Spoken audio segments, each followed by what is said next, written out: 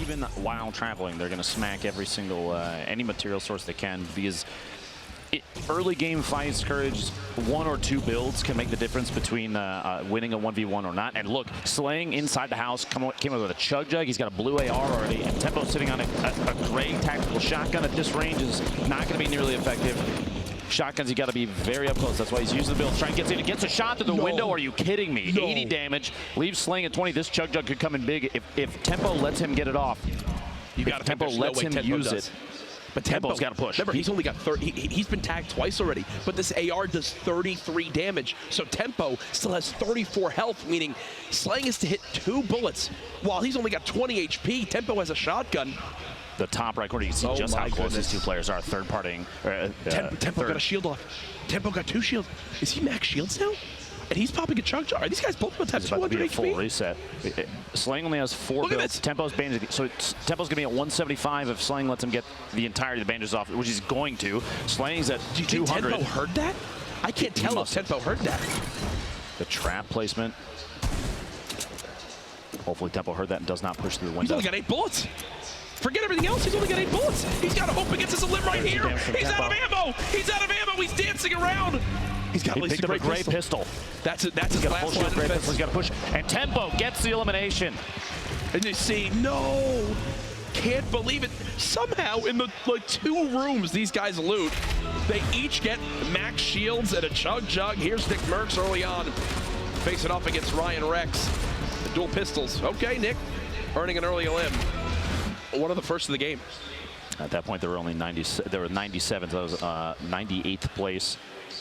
84 left right now, though. 2 minutes and 14 seconds until the circle moves. This is kind of a northeast, a centralized northeast main circle, which means a lot of players, regardless of where they dropped, maybe only flush factory at this point, or even lucky landing potentially because of the path these players are going to have to take. Should be concerned. Everybody else can kind of take their time and build up some materials as they move. And Nick is totally fine inside Tilted. He's going to go through here. Players will always smack out all the furniture inside. It's not worth a lot of resources, Jack, but every little you bit knock counts. them down pretty quick, and there's a lot of them. Early game when you can only build 10 walls, getting enough mats to maybe build 2 more, that's 20%. You can wind up earning yourself. Oh, big fall there from Jumpman. Sakairos now has the high ground. He actually falls and trying to hit a shotgun shot. Doesn't connect yet, and he's out of materials. Jumpman trying to get the little peek over the top there. You saw him jump to try and take a shot. Backing out, hiding in his own box. He does have 5 bandages, maybe an opportunity to heal up, but Sakairos he has to apply pressure, which he is.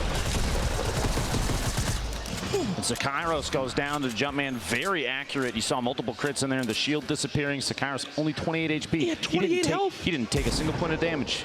That's one that you want back. If you're Sakairos now, Kayun, 1 player above, 1 player nearby. It seems like everyone that landed risky is now getting in their fights. This big shield could make all the difference. There you go, wants a third party this engagement. Shotgun shots coming on in, can only build 2 walls. That's Joda just above. That was a perfect spray, knocks him all the way down. Brilliantly done by Kayun. Kayun earns that elimination. Knowing the exact location where your opponents stopped up top, maybe potentially built based on the walls that were still being built mid-engagement, he says, you must be behind this rim. Here's Cryo at Junk Junction. Big shot takes Stratify out. Point blank tack hits like a bus, and the rate of fire is high enough that you can unload rounds, unload shotgun shells, and deal a lot of damage very quickly. So it's kind of known by a lot of people. Chap likes to go to Wailing Woods, and he's already got 700 wood. He's pushed towards risky. He's got 1 limb to this point. Looking to pick up a second quickly underneath him. Yep.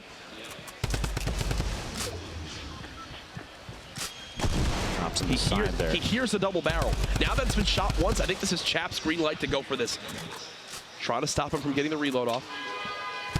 Chap continuing to spray on down. Drum gun in hand, so darn good for shredding these walls. But he doesn't have a ton of ammo. Does take a pretty healthy hit right there. Ooh. Kayun picking up his second elimination. Ooh, you heard the reaction from everybody here. The double barrel, when you are that close and it does that pure like 160 damage. Yeah, that's why it's now the new meta of shotguns to use in competitive Fortnite. You saw right there that golden double barrel, even at kind of moderate range for a shotgun like that, the spread is very high and the damage drop off happens quickly. Yep. Over 100 damage while jumping over the top of his opponent. A quick 2-shot. And this is Tfue out in the little Wild West, the set of Pueblos out here. He's trying to hunt down a player underneath him. Compact SMG, a shotgun, an AR, and a hunting rifle. Stalking his opponent. Now he has tons of materials at this point. We've seen players start to favor this drop out here because the larger rocks, Courage, come away with, wow, what a shot. Yep. Tfue picks up his second elim. Those large rocks, like I was saying, they have 50 plus brick in them, and they only take a few melee hits. He was blind from Cloud9, one elim to this point. Again, you see immediately how these players just begin to break down structures when they realize they have so little materials. Whoa. Ball back into the Nickmercs, looking for anything. You get a 9 and a 20 off there. The 50 damage just pushes up on Lavish and gets him to the bottom of the staircase there. Nick's got 3. Nick's got 3 elims. That's a point for Nickmercs, putting him on the board as well. And it looks like he wants to go for more. He's not done yet. Airco, a player we've seen a number of times in the past. It looks like Nickmercs might be getting third-party multiple players here in Tilted as he's trying to back out of this engagement, saying the position I'm in right now, he's getting shot from above. It's not good enough to go for an engagement that somebody already has the top down on him. You see in the feed, Tyler's getting double flower out. Here to Derp going down to a 189-meter rifle shot, but Nick found a chug jug. Nick's like, sure, I'll take that. That sounds good to me, my friend. And Nick is one of the best players at navigating Tilted, right? Knowing the ins and outs, the little escape routes you can have right there, just sneaks away in towards this new building. Uses that chug jug to get to max HP. This is Crunch, who we highlighted a little bit back in game 1 with his quick edits and his fast building. And right there, shows off the edit power, gets that elim.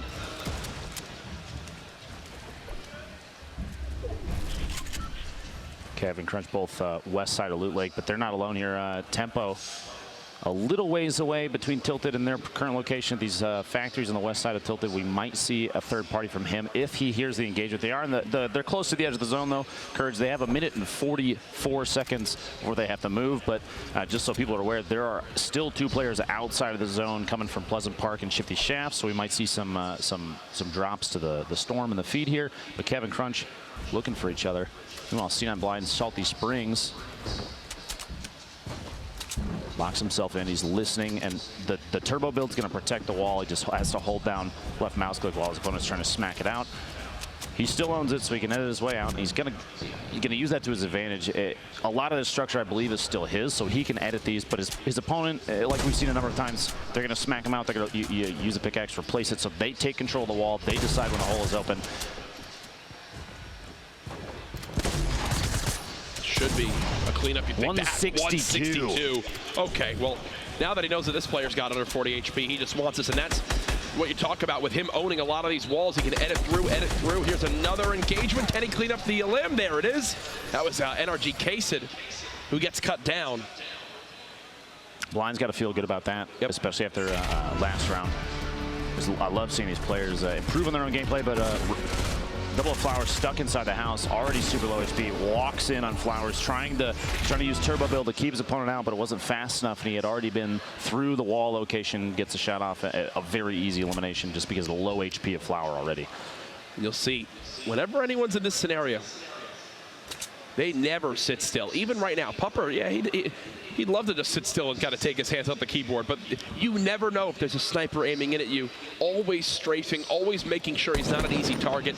We'll take a couple pop shots, and you hear that? You literally hear that? The reason he's whoever just shot that sniper, thank you for making my point. Giving credibility to Courage just by a single sniper shot. When you're playing in these games, even at home, in any match, you always have to think with the mindset that there's a sniper watching me. Even if there's not, always think that there could be.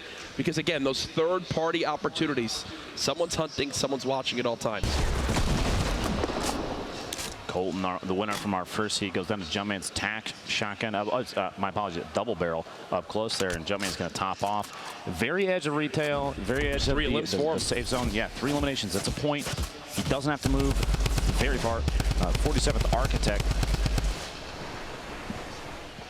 You think he's in a great spot here, but he is quite low on AR ammo. And the zone's moving. He has to decide whether it's time to engage, which it looks like his opponent says it is, and Frankie gets the elim. His 47th trying to move out. And that's actually Frankie's third elimination. That's a single point for him, which already puts him in a fantastic spot. His loadout is actually exceptional right now, too. 2 full shields. He had a bolt action. But he he's had got a so Tommy gun, little a HP in the AR. zone. That's the thing. He's got to move. He still has a minute. The zone still has a minute to push. So he's got to run so far. There's people nearby. Nick's got someone just above. I think he'll break down wheels here any second. This could be another elimination for Nickmercs, which would put him at 4. And he still has a campfire to use, so even though he's in the zone, still in an okay position. Trying to match the building, and wheels are on the same level now. Nick trying to swap to that shotgun. There's the elimination. Shot on wheels. Nickmercs hasn't been stopped yet, folks. He's got a med kit too. He's in a great spot to keep on moving with the zone. He's actually looking at the map. He's relatively far out. He has quite a ways to go. He's still all the way across Dusty. Hopefully, there's more than one med kit there, or maybe he has a launch pad, because otherwise, he's in a tough spot. Yeah, he most certainly is. Pupper. Now remember, when this zone closes, it's going to start hitting even harder. Is this the second? Is this the second? Yeah. This player's now trying to medkit to stay alive here. Pupper getting chunked on down. He's got to stop and use this medkit. It's hitting for 2. Cut off. This means it's a 1v1 fight, and he doesn't have any eliminations left. So no matter the outcome, no points. Both of them drop. Melo goes down as well. You see all their loot sliding down the ramp. The Storm is quite good at getting eliminations, and you see it there over towards Hysteria. Just took down Yo-Yo. Keep it up. That's his first elimination of the game. Now, this is actually Hysteria's 3rd time through the qualifiers. He played through all the heats before this and has done very well in those, but each qualifier he's gotten very close. I remember overhearing he got to 11th place multiple matches, I believe, yesterday, which is just one spot short of getting even just a single point, which could have put him in on Monday. This is where the little huts begin to get built. The 1x1s, the little bases to hide on in. Over to Christo. Above Lonely Lodge. Won't be safe for this next zone, but he's playing like this because he's got WBG Ranger just below him. Ranger tries to spray on down. The trap comes in. There's 150, and oh no, Christo. A little bit of a panic there. It looked like, I don't know if you noticed, was he attempting the rift to go his way out of there just at the last second of the trap damage? Possibly, as now Kayun thinks he's got a free elim opportunity in a third party. What he doesn't know is that that player below took 0 damage, so they're both around the same amount of HP. And as a player, Lupo, you can sometimes use that to your advantage. Play mind games to your opponent. Oh, he thinks I'm weak because I just got in this engagement. Meanwhile, he's still more than ready to fight again. Remember, too, if that trap is still in there, an opportunity for a lot of damage. A lot of AR ammo being used. Keep an eye on the amount that Kayun has. Just about one and a half clips left. I believe if Ranger makes it to Monday, that's the 4th player for WBG that would make it through, which is incredible. It's an excellent roster. Nickmercs in the feed takes C9 Blind out. Jeez, Nickmercs is a man on a mission. 5 elims, that's 2 points already. That might lock Mercs in for Monday. Oh yeah, no, Nick's in a brilliant position because he had elims last game too.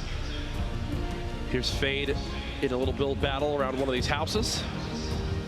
Stops Joshua right there. Once he gets the high ground, he just goes for the quick shotgun shot. That heavy, so darn good when you get the headshot crit. And this is from Ranger's perspective. Drops him down, places the trap, edits the wall above him, swaps to the shotgun. It happens so quick, but every single one of those actions was calculated. A much deserved limb right there. Is he gonna go for this? Is he going to go for this? Oh, gets blocked. One of the most aggressive launch pads we've seen so far. He's trying to get the drop in on him up top. The reason he went for it, or potentially went for it, is because the opponent at the top of the tower got 6. He was already in an engagement, so he kind of had the drop on him. But there's 3 players in this box. Triz is nearby, 2 across the street. Nickmercs, like you said, was 6 eliminations. Leading this game. What an absolute beast. He's blind in second, and the limb's already out. This one, Nick trying to break through these walls. He's made it up through. The spray with the drum gun, is it enough? No! Just short of the 7th elimination. That would have been 3 points there. I'm surprised he didn't swap to the heavy shotgun. I think he was hoping that maybe the drum gun spray would have been enough, but if he's got the heavy shotgun right there, I think Freak's dead 10 times over. Potentially, or even to a trap play in that situation. They were in the same box. If he owned a wall, there were a lot of options. JP2 from Luminosity Gaming. We've seen him play with Cypher, I believe, before. Chris from C9 and 5. Minigun, freak, panic building. The minigun shreds if you land some of those hip fires. Now we saw yesterday though the minigun kind of biting back a little bit against players that decided to use it. Multiple engagements in a row, Courage, where minigun just didn't work out. Look at Chris. In the right hands, it's powerful. Wants this fight so badly. The one thing Freak can do, maybe use this heavy shotgun. And Chris gets the elim. Geomock still alive. If you've never met Geomock in real life, I'm pretty sure he's 8 foot tall. That's real. We'll have to stat check that one, Courage. The push from the east side. You have 17 seconds, 28 players left, and after this circle closes is when things start to get chaotic with circle moves. The Kriz we just saw on the feed a second ago, that elimination that we were watching, he's at 2. One more versus who he's against right now. That'll give him 3. That's a point. This drum gun push, we've seen it a ton of times and paid off, but watch the trap. Horrify almost gets it off. And Kriz falls down below, just barely dodging.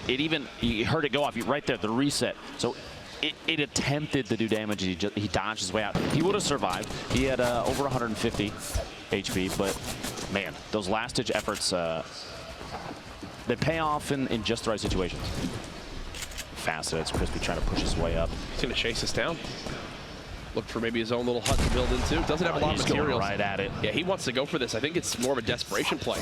Boxing himself literally next door, trying to. He's going to take ownership of some of these, or potentially even knock him down. We'll see here in a sec. He's decided to layer himself up. He knows that Tyler's above him, is getting shot from a third party, and there's a number of players around him. So he says, "I'm not going to expose myself too much right now. You guys fight it out. I'll wait to see if I can pop out." He only has very little materials left. But Tfue in the feed, you saw there, just got an elimination on Rex. The fight here, Crispy deciding it might be time to make a move. Relocating, trying to build up all these layers, as many as he can. He's going to push up. He's out of materials, though. 7 wood, 7 brick. Oh, no. And an interesting edit. The corners there kind of create that little diagonal bridge with the walls, but it's enough that you can sneak down the edge. A little frantic, not going to lie. Shivsy goes down, Resume goes down, and Emat also goes down. So now there's 22 players getting close towards that top 10 threshold. Crispy's right here to kind of keep quiet. You see in the top right, there's 4 or 5 players in the area around them, all kind of building and layering on top of each other just to try and stay safe as the circle is going to get ready to move here. Just listen to how much is going on around him. And he's got no materials. He can't do anything. It's Kayun's 3rd elimination. Go ahead and swap to replay this. Quick little edit on the window. Peekaboo. Takes JP2 out. Tempo, I'm assuming, just eliminated Young Prism. You see that in the feed. Perfect. That's 2 eliminations. Look at his reaction. Like, oh, gosh. He's got max wood, 200 brick. He's in a decent position because right now, you see that this mountain that's next to him, that's natural cover that he can use. He can push up the left side of the map once the circle starts to move. Tfue over here, 3 eliminations, that's 1 point. So he's in a better position than it was even last game. I'm going to say right now, for the big names that we've seen participate, this has been some of the best performances so far, right? Oh, yeah. Where, like, Nickmercs, Chap, Tfue all putting out a good show. Tfue, Nickmercs, already Tempo, already with points on the board. Sitting in great positions to qualify for tomorrow. Again, I have to stress it, folks. We've had qualifiers all this week. It's to earn positions for tomorrow's $1.5 million grand final. It's a holiday. Tune on in. Tell everyone to be there. If you're live in the venue, you will want to be here to secure a spot here early on tomorrow. Do not miss this live in person. This crowd's going to get nuts.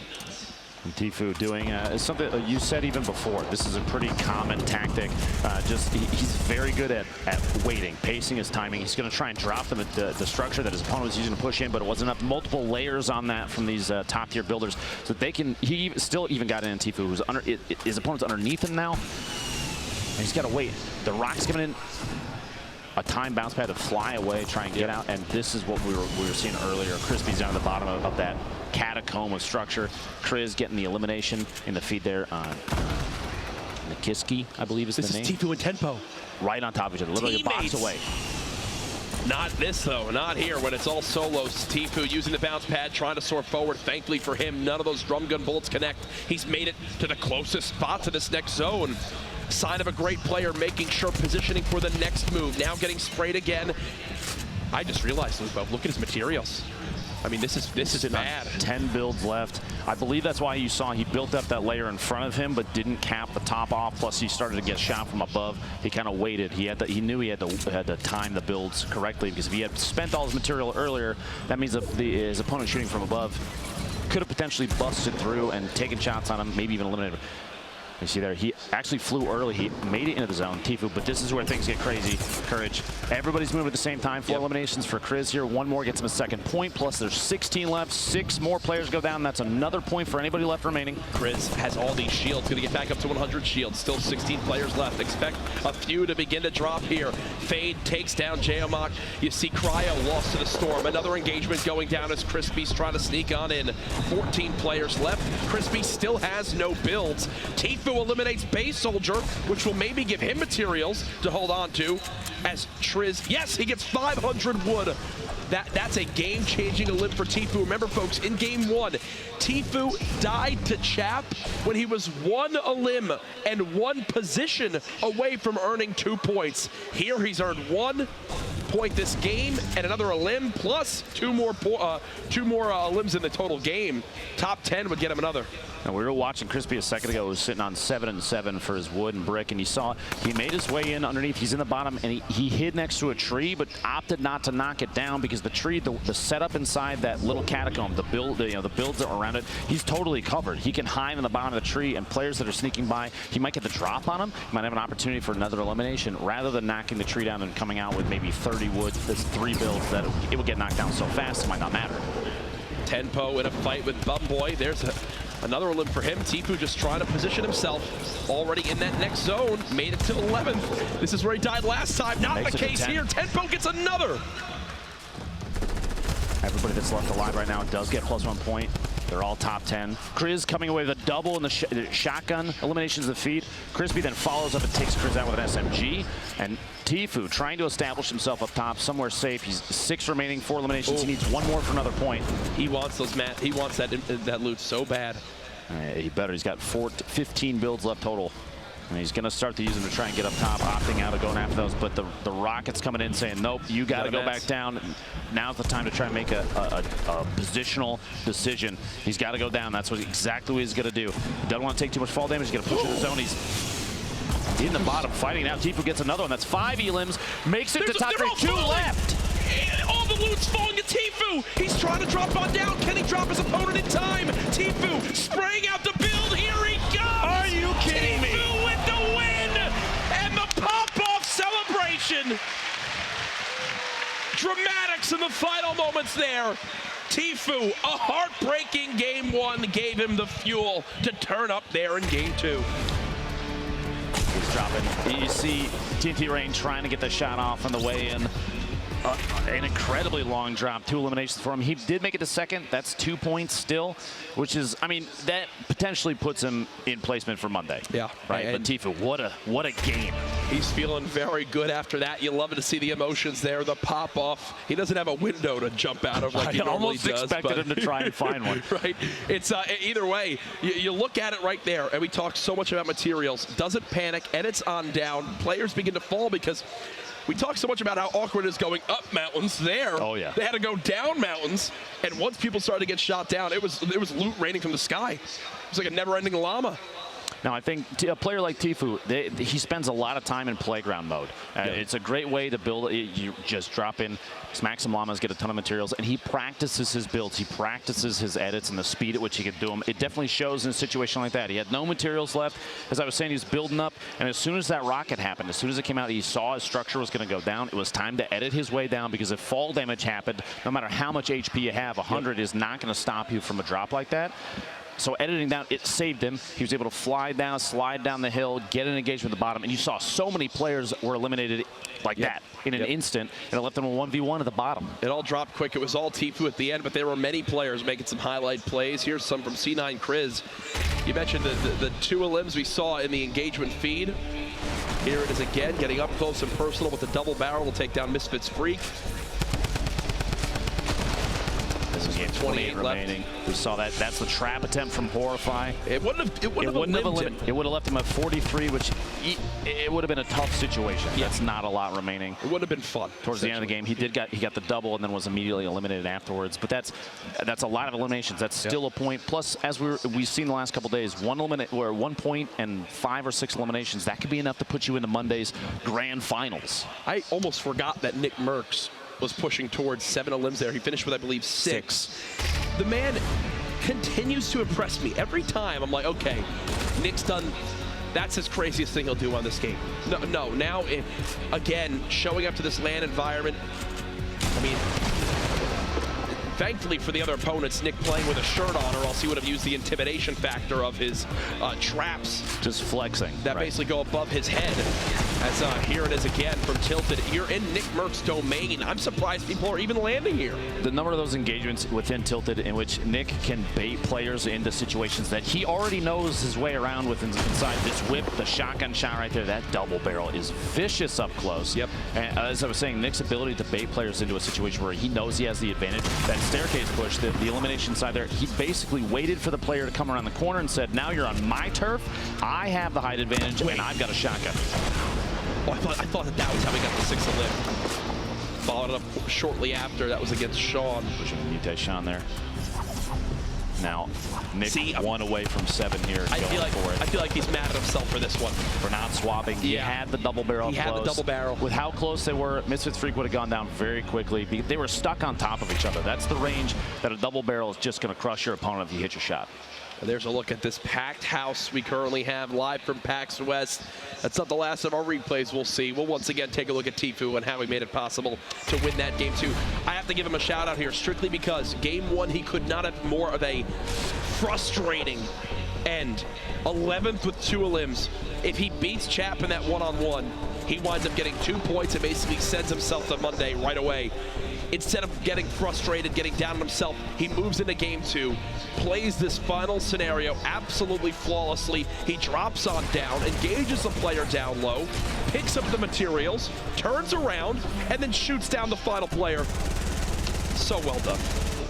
Now, players like Tfue, they know how to work their loadout at like an optimal rate of fire. You saw multiple times taking a pump action shotgun shot and swapping, unloading with that compact SMG, and just when the shotgun's ready, flips back, hits the shot again. That last shot in the second to last elimination, 76 damage. He just knows the timings.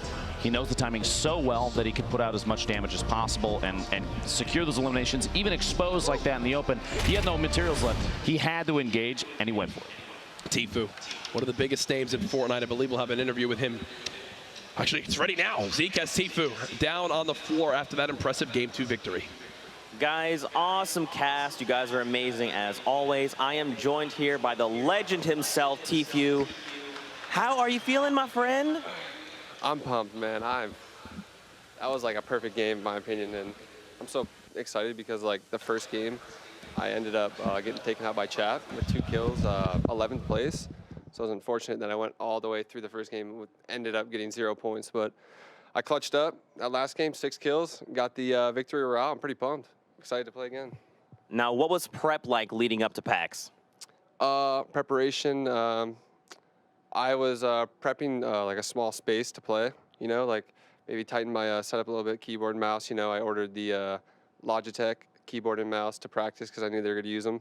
But other than that, just a lot of solo snipes every day, grinding, off stream. It's good. It's fun. I'm excited, man. So what is it like, you obviously played all Summer Skirmish long, and then you show up here, and like you talked about, you had that first unfortunate game, and then in game 2, you show up and slay out. What was going through your mind, and when did you know that you had that win? I knew I had that win when I cleared out the entire bottom level. And all I could see was just dudes way up in the sky with like maybe 1 or 2 platforms securing them from just falling all the way down. And once I saw them, I was like, oh, it's free. It's free. All I could do is shoot them down and I'm good as long as they don't got bouncers. But I was confident even if they did have bouncers, I would take them out. But pumped though. Now, what are you going to say to the millions that love you and the crowd that's live here at PAX? What do you want to tell them? I love you guys, and I miss you guys for sure. There you go. You heard it from the legends. Thank you so much. I cannot wait to see how you slay out. Ladies and gentlemen, we're going to throw it to a break, so we'll be back in just a little bit. Stay tuned.